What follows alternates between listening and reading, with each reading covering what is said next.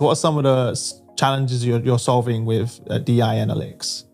Yeah, I think the biggest thing has been accountability, right? Like, I think we can talk the talk, but unless we're having actions behind it, it's not something that's going to move forward. And so Dell announced years ago our 2030 goals, which is the numbers, right? Making sure we have at least 50% women, making sure we have at least 25% Black, Hispanic in the US. These are all goals that we set years ago just to make sure that we were driving the numbers. But the other part that my team has been a part of is the inclusion part. And so it's making sure that if we bring people in, they're going to stay in, not just the numbers, right? But driving the inclusion part as well. And so we added, we always had inclusive questions in our survey, but we added a category, a separate category with a bunch of inclusion questions in it. And that category, we say people have to have at least a 75% from their team. So all 12,000 of our leaders get a score on that inclusion category, as well as other categories. But for DEI purposes, that inclusion category is really important.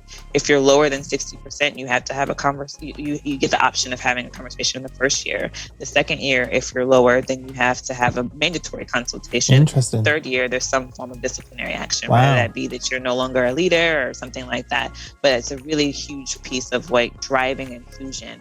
And our leaders have to have conversations with their teams. So each leader sits down and has a conversation with their team about their score. So if it's a low score, high score, whatever it is, they talk about it in ways to improve. And we provide them resources and action planning guides to have those dialogues.